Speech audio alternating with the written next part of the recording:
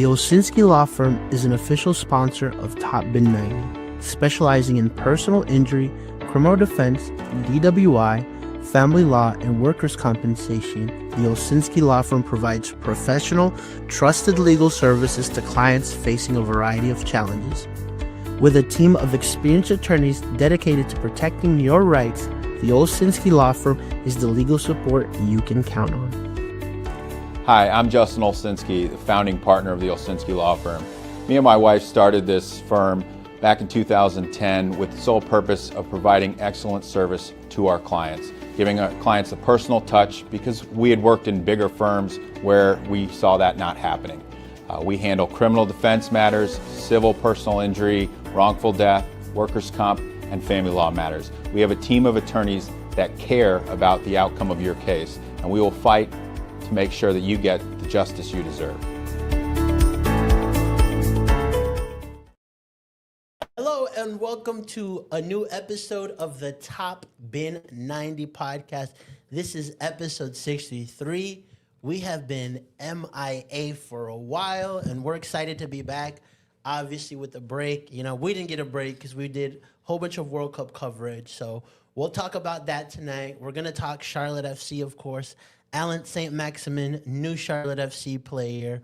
We're also going to be touching on, Charlotte getting rid of PSLs, and we'll be previewing you Atlanta and Red Bulls. We're back into the full swing of it. And with me tonight, I have my co-host, Mr. Brian Bam Hour Media. How are you? I'm doing well, man. Just glad that you remembered the intro. It's been like 2 months. Yeah, dog. It's been forever. I was in Spain. We've been in Atlanta, New York, everywhere, dude. So yeah. Humble brag. It's it's good to be back. And we also have Mr. Aaron today, who does a lot of our socials, a lot of our marketing. How are you today, Aaron? Yeah, doing good. Like I've been saying, this World Cup thing has been a blur. So I'm excited to be back. It feels weird being back, but yeah, it's nice. It really has. This was our opportunity as a brand, as a franchise, as a brand to cover the World Cup. And so I kind of want to talk to you guys a little bit about that. Tell me about your experience, covering a World Cup. Man, I mean, one, like, surreal. I think every match that I went to, even sitting with Manny, cold chills for 90 minutes. That doesn't happen much in a football match ever. But no, it was definitely nice just to see soccer and football around the world, seeing everybody come together, all the cultures colliding. That's definitely not something you get with the MLS, and it was just nice to be around. I would say it's refreshing. It gives me as a journalist, whatever you want to call me, I think it gives me a better outlook on how we can do things here for MLS, or how we can cover things differently or attract new crowds, and I think that's exciting. But Nice. Awesome. Yeah. Brian? I heard this description that I felt fit really well, which was it was a festival of soccer celebrating the sport. And I think that's really the best way to describe it. It felt like it was a celebration for the last month and a half, really even leading up to it, with just the fans starting to come in. You start the big crowds and all the different specific just ways of fans celebrating the sport, and there's chants and there's songs and all of that. And I think that was it was incredible to see. And even when teams were down and out, Haiti, their fan base really impressed me. Uzbekistan, right, already eliminated, but still seeing them bring it in Atlanta. I think that was one big question mark that a lot of press had, when teams were eliminated prematurely in the group stage, but still seeing those teams bring it. Cabo Verde, their run was just absolutely incredible. I feel like a lot of people now know where Cabo Verde is that didn't before, including myself. And so I just think in so many ways this World Cup was special. I do feel like the final let me down a little bit in terms of just the intensity. I feel like the first half, the intensity wasn't quite there. The second half, I feel like they brought it a little bit more. But I feel like the first half was a lot of feeling each other out, which I don't like in a final especially. Yeah. Well, I think outside of the final, I think this is probably the best, one of the greatest World Cups, if not the best. Yeah. That I've 100%. Ever seen. It had everything, it had goals, it had drama. I also love that, the top players stepped up. Yeah.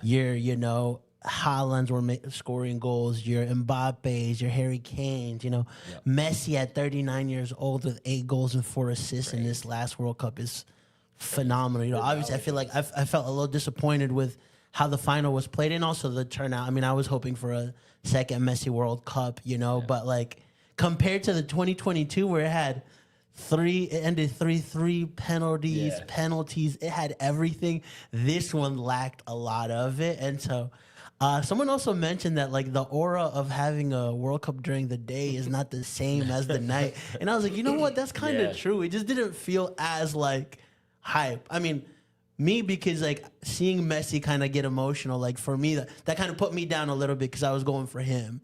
Yeah. I think more like a lot of Messi fans go for him, and then like Argentina's kind of the byproduct of that, Yeah. And so, but I thought it was a phenomenal World Cup, everything leading up to it. And so I do want to ask you guys, and I'll start off with you, Brian, like how does MLS in America maximize from this exposure that, people who typically didn't watch soccer have like now watched some games, decided like so many people that I know that have never talked about soccer were talking about, football. And I'm like, oh, this is great, Yeah.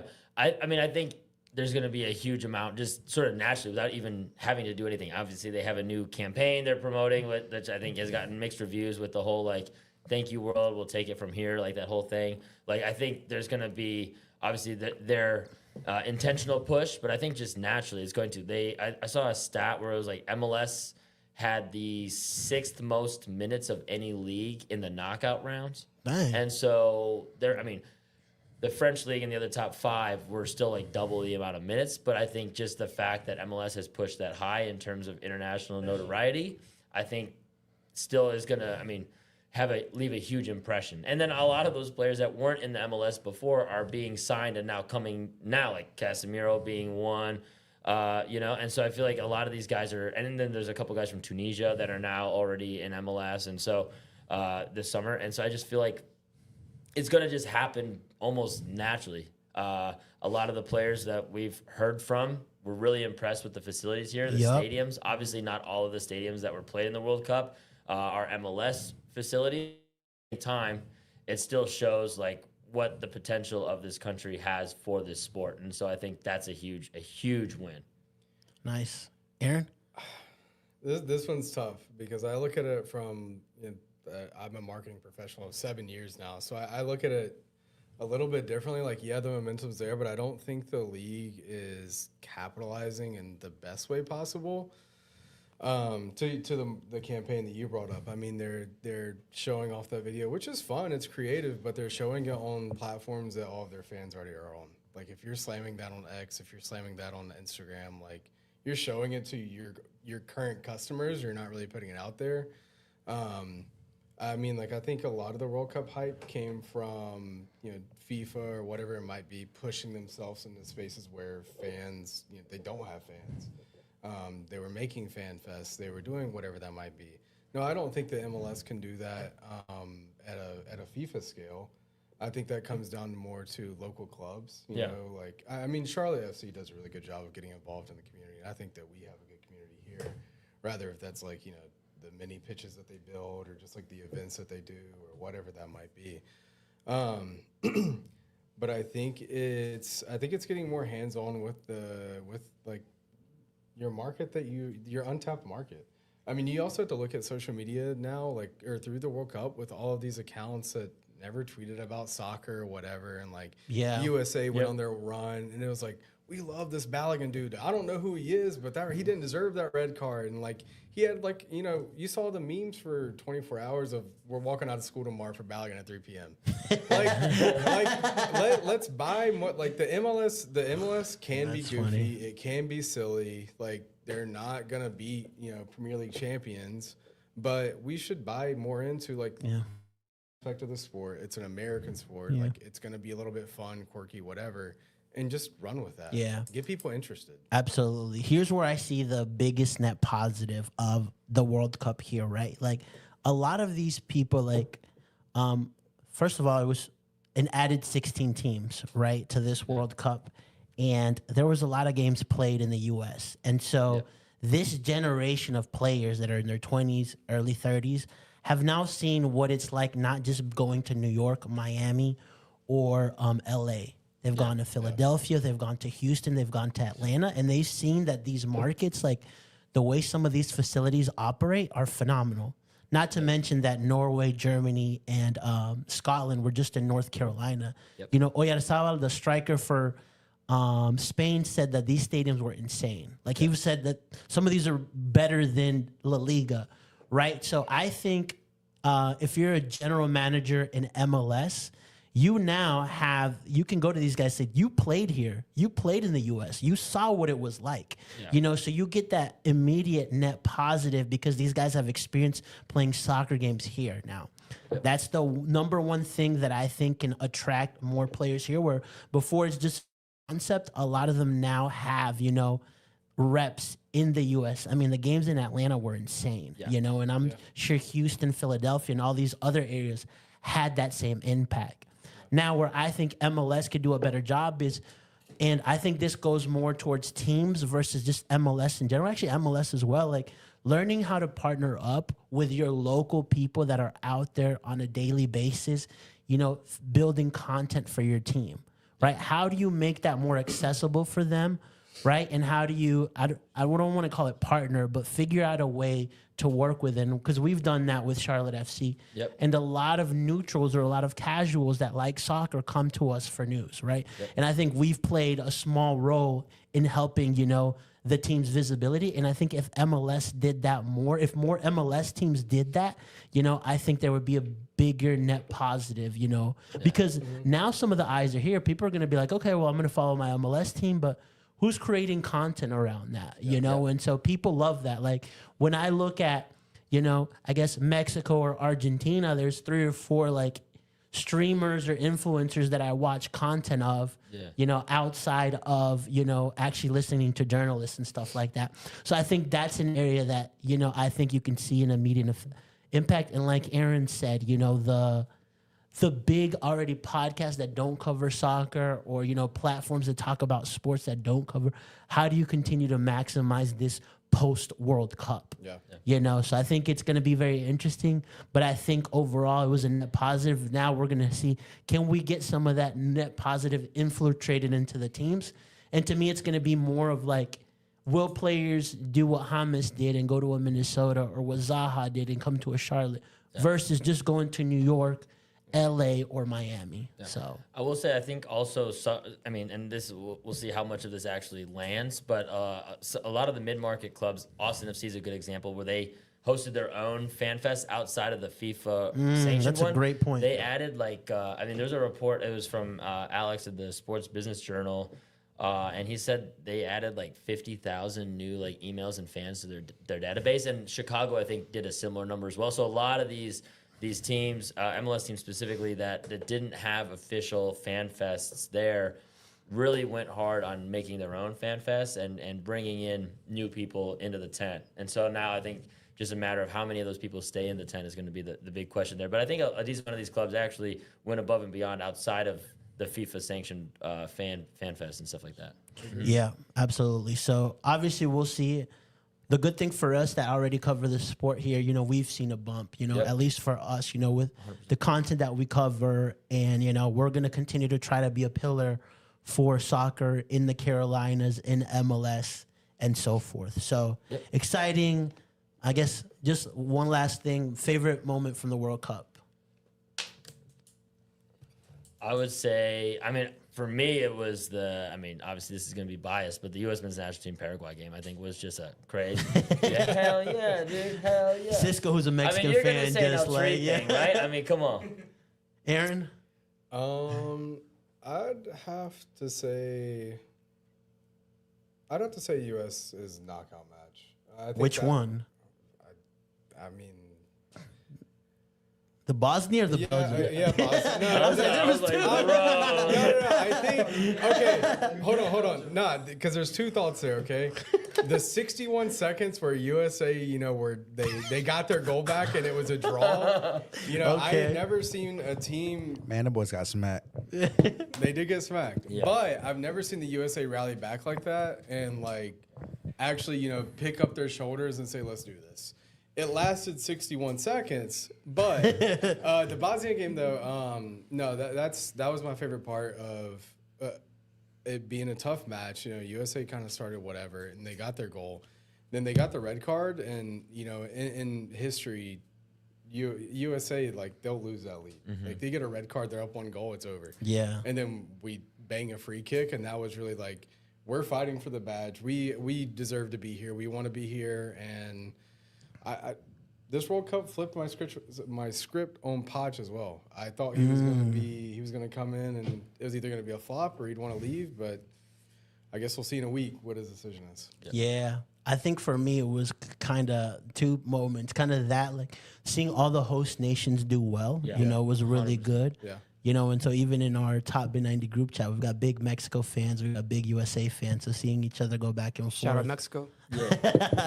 And so that was fun. And I think I honestly enjoyed the Egypt-Argentina game. Yeah. That was insane. Crazy. And just being there, seeing Egypt go 2-0 up and all the Egyptian journalists go crazy, and then the comeback, and then just seeing the Argentina fans, like, they really are one of the most passionate fan base.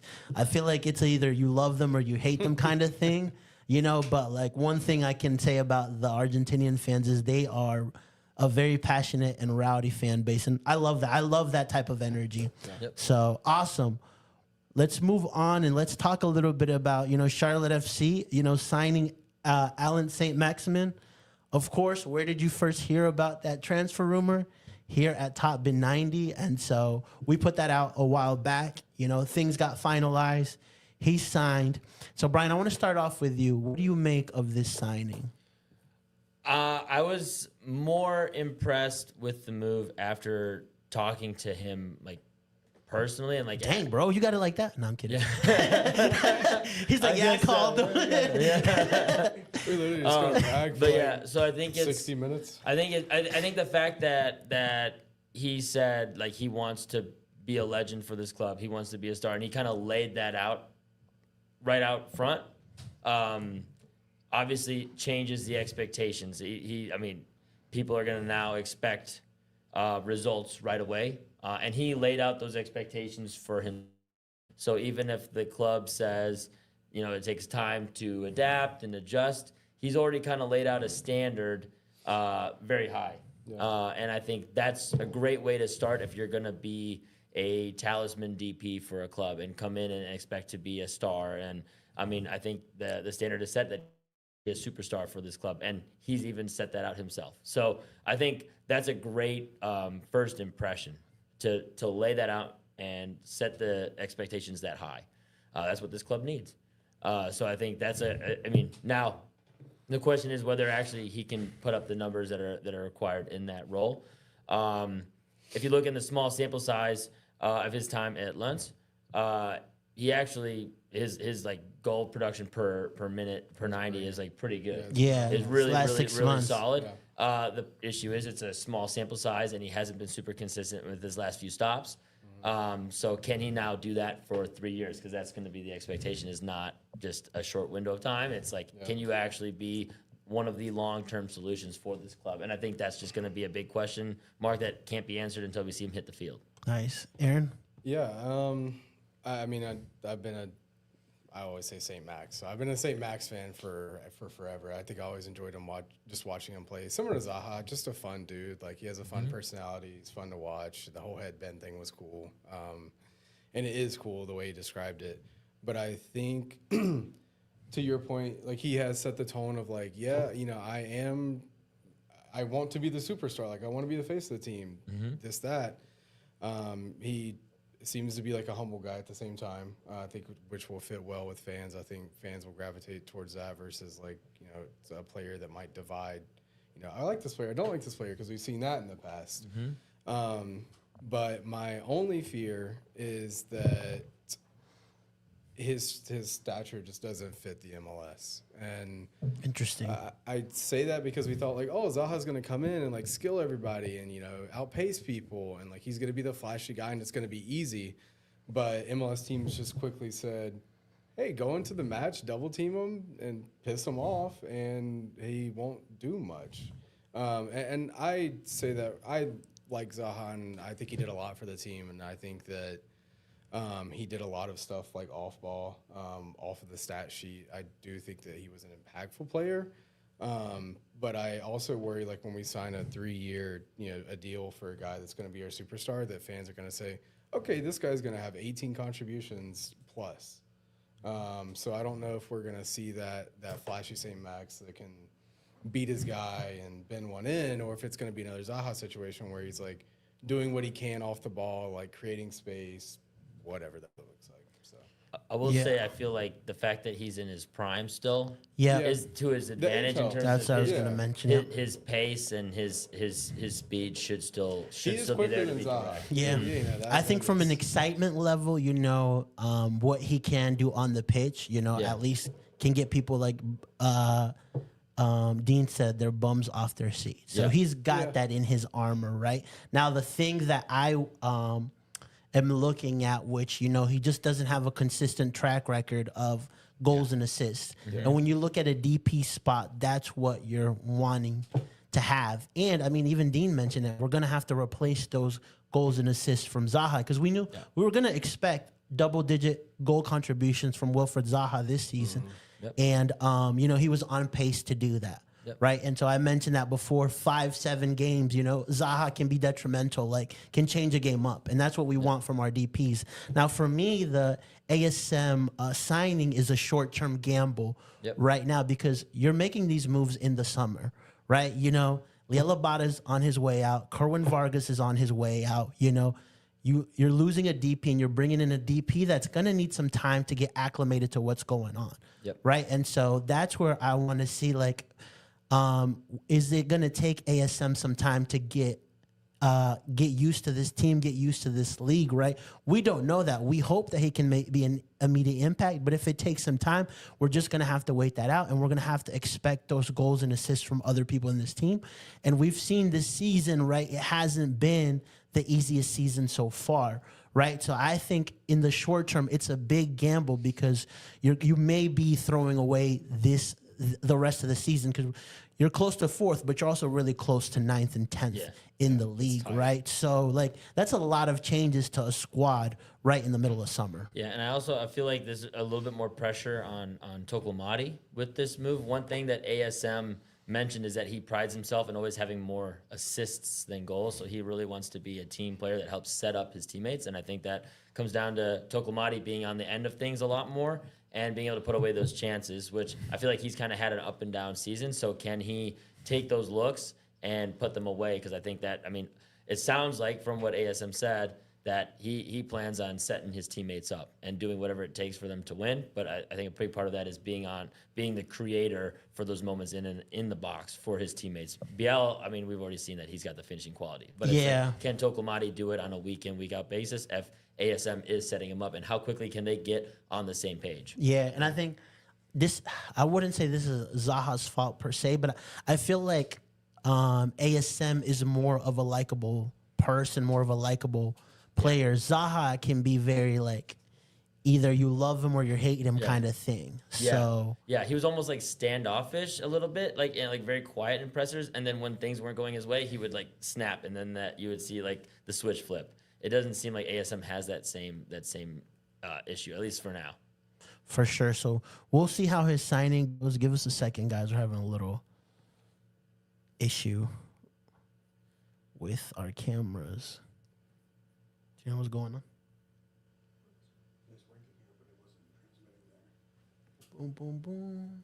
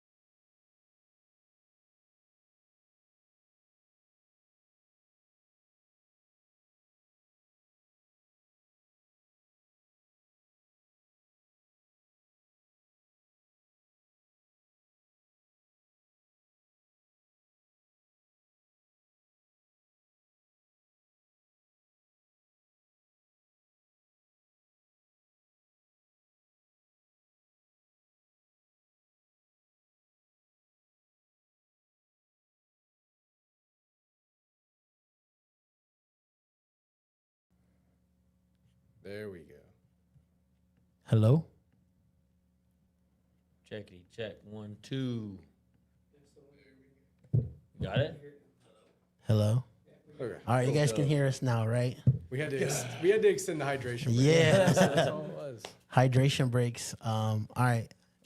Remake the point for the third time, Brian. So I think there's one other unfortunate aspect of ASM signing right now is just, and this is outside of his control, is just the visa issues. Still waiting on his visa to go through. He won't be available for sure for Atlanta, it sounds like, and there was optimism that he was going to be available for Red Bulls this weekend, but it sounds like he's also not going to be available for that game either. So now it's pushed back to August. I just think the opportunity to have him be available for Atlanta would have been ideal, because Atlanta has not been playing great. It is a rivalry game. I think there's going to be a lot of hype and expectation around this game since it's still the summer. Promotion, World Cup just ending, a lot of hype around just coming back into the stadium for a big match, and then again a completely revamped Atlanta defense would have been ideal for ASM to maybe test his chops against. So I think now that being pushed back to August, potentially either a road match, I think it was against Columbus August 1, or Leagues Cup, which is teams he's familiar with, having played at Club America, but still at the same time, maybe not the easiest teams to play against in your debut. And this again goes back to, these are the things that happen when you're signing a player mid-season, right? Especially in a league like this, you got to wait for some of this stuff to go through, right? Thank goodness it'll be different next year, right? With the calendar change. But, like I mentioned, in the short, you're losing in the short term, potentially in the long term too. But for me, I'm going to give the guy 6, 8, 10 months to get acclimated, right? Yeah. And so I'm not every DP for me at least deserves that, And so, all right, with that said, let's move on and let's talk about something that I think shocked all of us, Charlotte FC getting rid of PSLs. We woke up to that news last week, Brian. Yeah. Obviously, you had some conversations. Talk to us about what's going on, And so... Yeah. Well, so they did a survey, and this is one thing I will give the executive branch credit, because I think they've taken a lot of flack from the fan base, just not being soccer people. That's true. Right? Christie being from, Panthers, still around the organization, but being more focused on the Panthers before. Eric coming from, I think it was Dallas Cowboys, so just being from different sports and kind of coming in. But they did a survey of fans. It was 600 people, 600 fans responded. They couldn't talk to that many people at once, so they did a bunch of different just kind of conversations with, I think it was 70 or 80 in total, just roundtable sessions. It was 7 or 8 of them, and they were 90 minutes each, they said. So they got a decent amount of time with these people, and then they surveyed the rest, and they found out, I think it was pretty clear that PSLs are one of the reasons that people either weren't renewing or were hesitant to even start buying season tickets to begin with. I was a little concerned about just how the bonuses and the perks that PSL season ticket holders were going to, were those going to continue? Because some of them are pretty unique to Charlotte that I don't think people realize. The up and away one where season ticket members get a free away game is pretty unique to Charlotte FC. I've talked to Nashville fans and wait a minute, you guys get away games, and that was why me and my family went to Nashville this year. And so I think, but those are all staying, so I think that's a huge plus.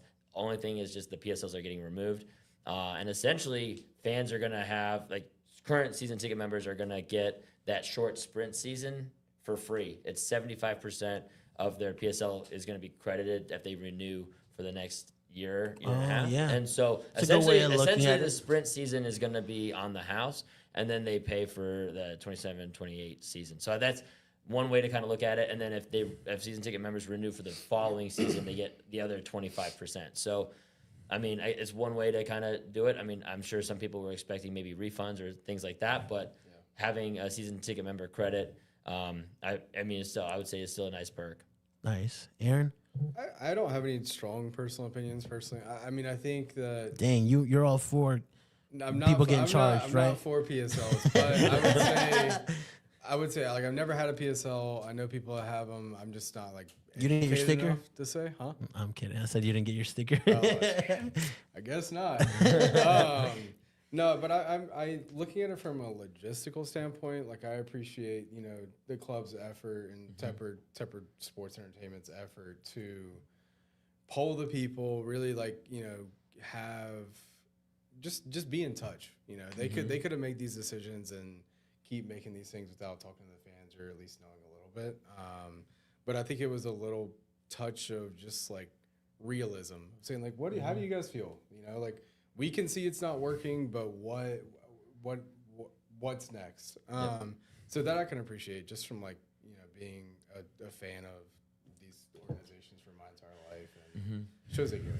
Yeah, I definitely think it's a really good step in the right direction. Yeah. I mean, obviously, like from the get-go, we all were like, this is a stupid idea. Yeah. But, the thing that they had back then was like, hey, this is something shiny, something new, right? But we're 5 years into this now. And so the difference here between like Charlotte getting away with something like this and FIFA getting away with stuff like this is like they get away with charging these enormous prices and all these other things because it's just like there's always going to be a big market for that, you know, and so someone will buy those $20,000, $30,000, $10,000 tickets, versus at Charlotte, there's just so many more options of like, okay, I can go to a soccer game, I can go here, I can do that, and so I think it's a step in the right direction. One, the second thing is like, hey, like the culture of the fan base is there, but it's been dwindling. There's been less and less fans coming.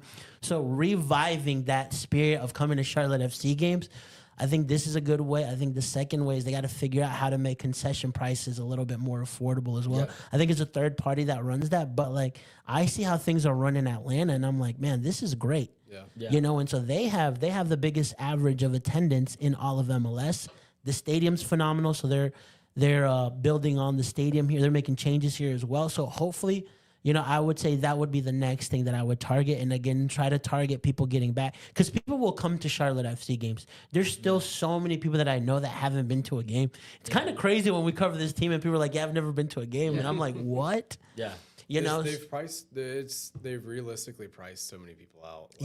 I know so many people are like, I'm not a soccer fan, but it sounds like a good time, but that's a lot of money to spend when I'm not a soccer fan. I'm like, I totally agree with you. Yeah. And then you see all the posts of like, I want to take my family of 5 to the game, but I have to feed the kids. Like they're too big. They have to have a seat. And it's like, it turns into a $500 day. Yeah, for sure. And so I think it's going in the right direction, right? If they can figure out how to consistently get over 30,000 people, in that lower bowl on a week in, a week out, that's going to be prime Charlotte FC, right? And so, but there's other factors that you have to take into account for this. And so, but, like you said, fair play to, the executive board currently, because they inherited this issue. It wasn't something that they started with. And so they're figuring it out as best as they can. So I'm giving them some grace on that. And it does sound like they're actually adding some different food and beverage perks. So that it sounds like have also identified that as how do we encourage people to come early and hang out in the stadium, because that's an issue that's not just Charlotte FC related, but that's an issue that a lot of teams have. That's one thing that Atlanta has identified, and that's why they changed their concession prices. And so I think there are some concession bonuses and perks coming. For not only season ticket holders, but for the general admission as well. Heck so I think it's a combination of both. I think they have $2 hot dogs. Glizzy Wednesday. So this is the first one. It's $1 hot dog and $5 beers. But I think there's actually going to be that $5 beer is part of because there's a season ticket holder benefit that I didn't even know about. But there's I think if you go through one gate, I think it's the East Gate.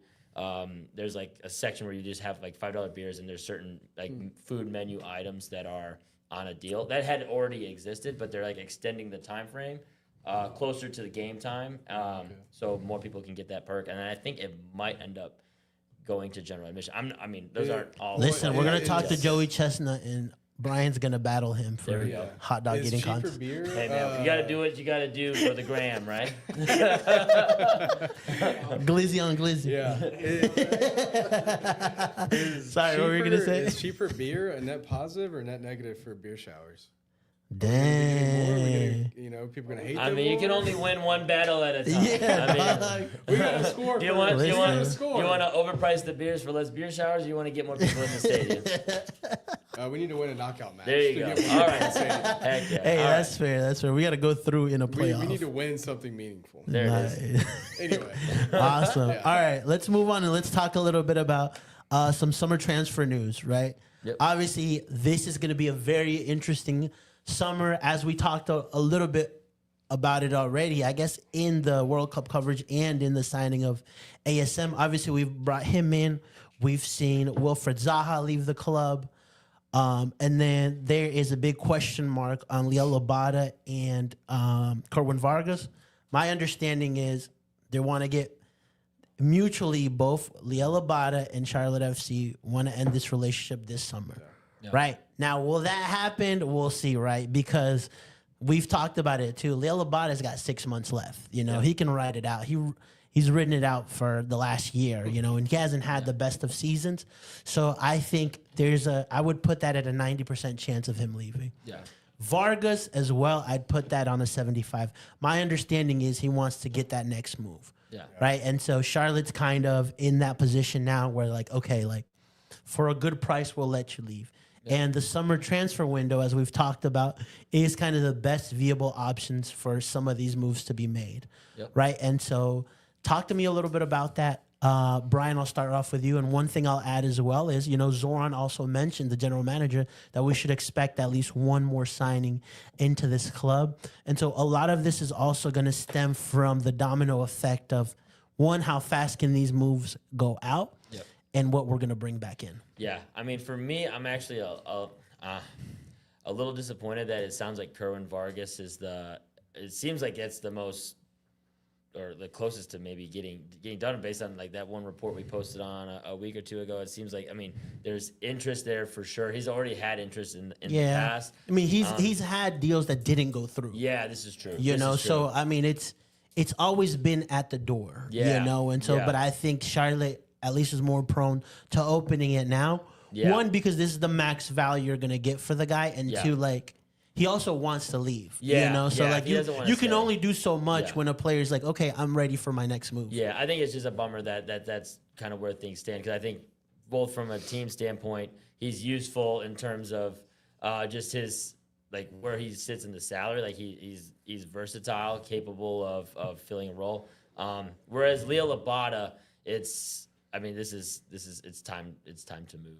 Dude, move yeah, on. it's And been time to move on. Yeah, and Leo You Labata sure? has You- pretty much it said might, it as it well. might work out next week. You know? Yeah, we'll see. I feel I mean, it's like the two guys. It's tough because both guys want to start. Neither of them have like given a 5-game run of like, this is our starter. Dean comes in and says, oh well, like Vargas was better in training, but Abada was better in the game, or, you know, vice versa of that. It's Yeah. like you have two guys that are competing against each other that, respectfully, it doesn't feel like they're making either of themselves better. Like we haven't seen a vast improvement from Vargas, or I mean from Abada. I think Vargas has taken Yeah. a step up, I will say I think he has to. but I think the problem is he can't get consistent time to continue stepping up. And then I mean Abada, like, this is a season where he has had arguably the most chances. Like I've seen him, you know, how many 1-on-1s has he missed this year? Yeah, Like a bunch. again, Yeah. know, it's like Yeah. it's, will it work? We don't know, and it's probably time to give it up. Yep. Yeah. I also think like this, I mean, certain players can rise up to the DP status level. Like Zaha, it doesn't matter what you call him. He's going to be Zaha. Leo Labata, I think, is a guy that gets affected by that, unfortunately, right? Because, you know, level, you're getting paid really good money. There's one of 3 positions available of that status, and you're not pulling your weight. You know, and so high expectations, but it should be like, if these are the positions that, you know, are supposed to make the difference, you have to make the difference. It is what it is. I also do think the faster they can make these moves happen, it's going to open that door to really showcase to us, right? If Abada leaves Charlotte FC, this is the perfect opportunity for, you know, the front office, the general manager, everybody to show us, okay, there was so much talk about the World Cup, Scotland being here, all these teams here, how much of a net positive. Can you make a move of a significant, can you bring in a player of significance, either statue or that's going to help us win in the immediate this window? Because right now, all these World Cup players have the experience of playing the World Cup in the USA. They saw what it's like. They didn't just see Miami and New York. They saw a lot of other markets. And this is probably a really good chance for you to try to pull somebody that maybe a year before it would be very difficult to bring in. So it's going to turn out to be a very interesting summer. Brian, where would you want to see kind of an immediate DP impact or a player of, significance in what position? Yeah. Well, I mean, for me, it was the midfield. But if Abada and Vargas are both gone, you gotta address the wing. Yeah. So I think you put yourself into a bind where if you let everybody go, and you only have a Loco and ASM, and then Berkey Moss, who hasn't gotten anywhere near a sniff this year. And Tiger Smalls, as Dean Tiger said. Smalls, true. Fair. Can't miss him. So I think you have to replace somebody at the wing. I still am, my preference has been to keep hammering the midfield position until you get that next upgrade. I think you have a situation where, and we saw this last year, where BL went down and you don't quite have the depth in that more attacking midfield role. Yeah. If he goes down to fill the gap. I don't think Bronico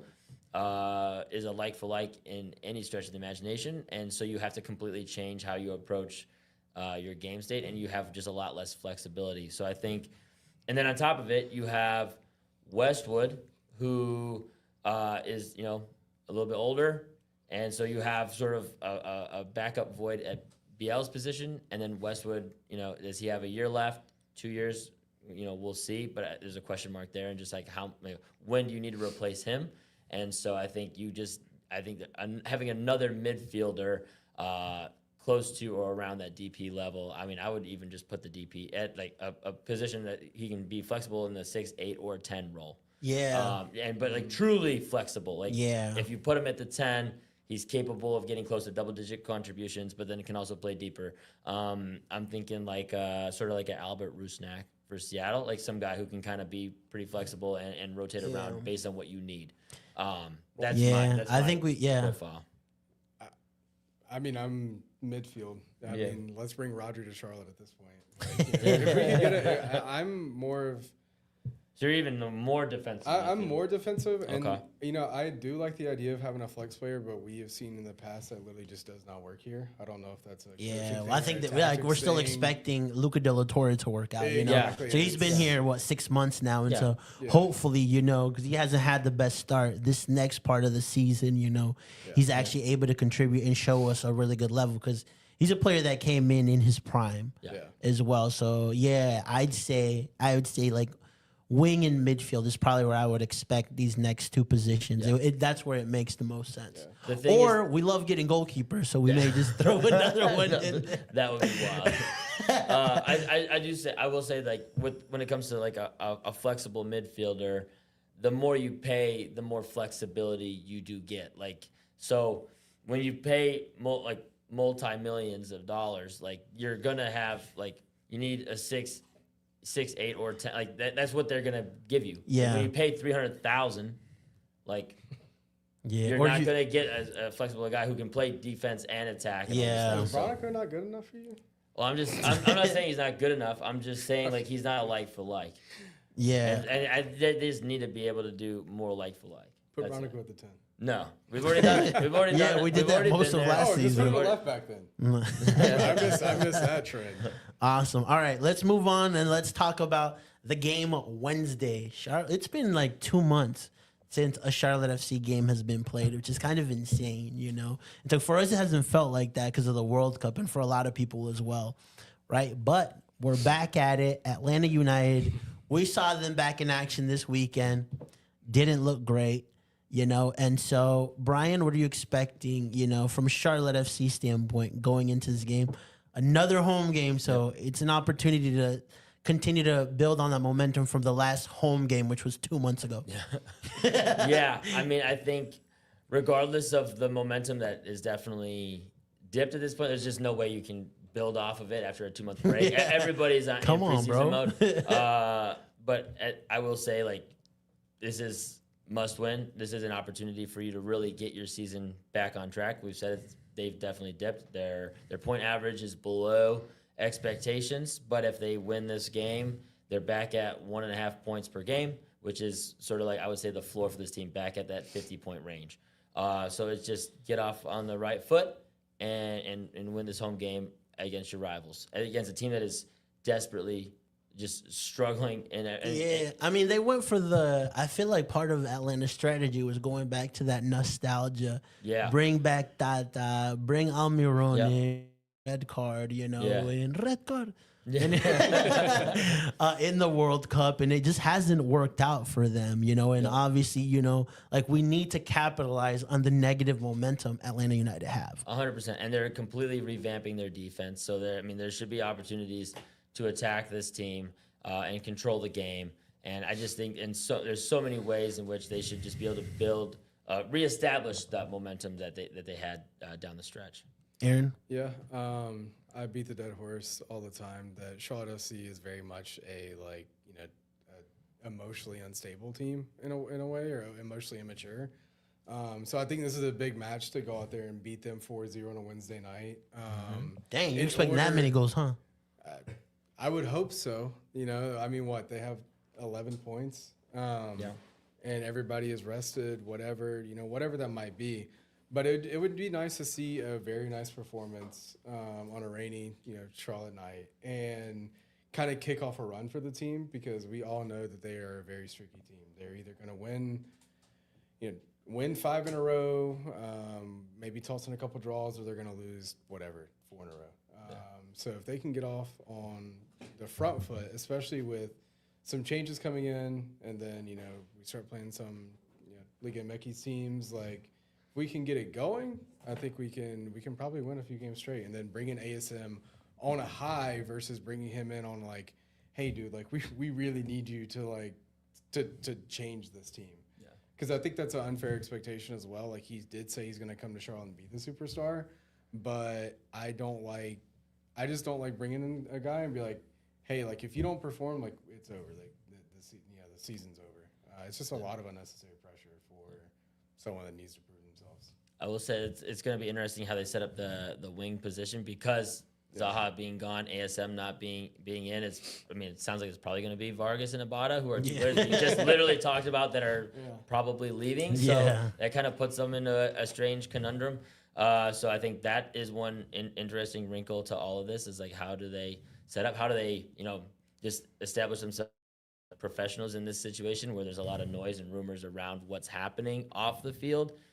Dean applauded Zaha for being professional and still showing up on game day, even with everything that's going on off the field. So can Vargas and Abada do something similar and show up and do a job, even when things are circulating? I'm sure they're both kind of ready to be out, it sounds like. So can they still show up for this team down the stretch before those moves happen? It's very interesting that they weren't able to work anything out, because it seems like both parties wanted more, but unfortunately it didn't happen. I mean, the way Dean and Ashley talked about it, it's like they're like, dang, like, it kind of sucks that he's leaving. Yep. They're so genuinely sad. Yeah, they didn't prepare for it. For sure. All right, and then let's talk a little bit about Red Bulls. Okay. Obviously, we've got this game, but that'll be an away match.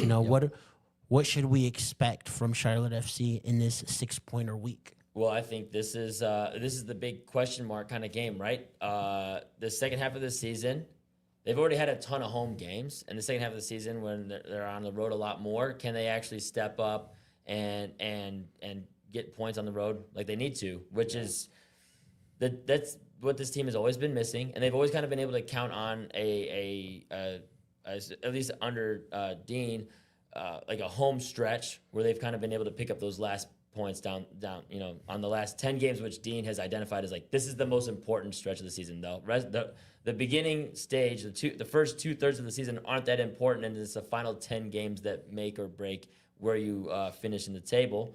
So, I mean, now they have to start doing it on the road because their schedule has weighted heavily in that direction. So I think against a team that's around them in the table, Red Bull has been streaky at times. I mean, they have a super young core. So they're, when they're high, they're high. When they're low, I mean, you also see them lose like 3-4-0 to Montreal. So, so it just kind of depends on how they show up.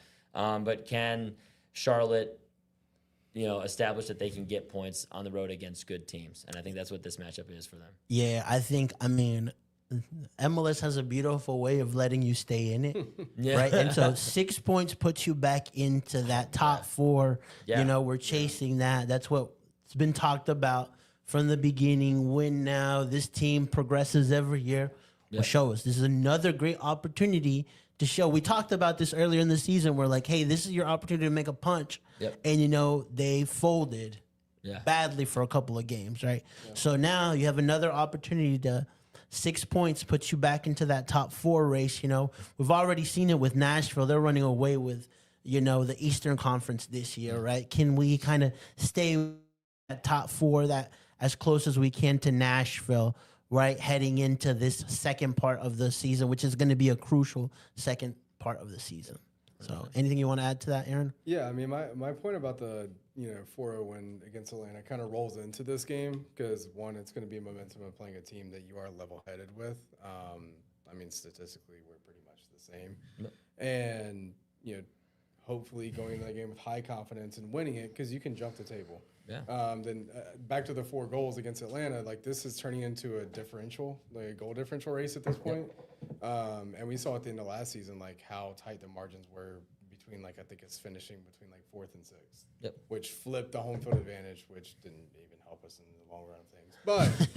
But yeah, I just hope that we kick it off on the right foot because, like you said, Charlotte can definitely go into a game that they should win, or it could be really bad really quickly. And you never know. Yeah, and look, I mean, they beat Red Bull at home, 6-1?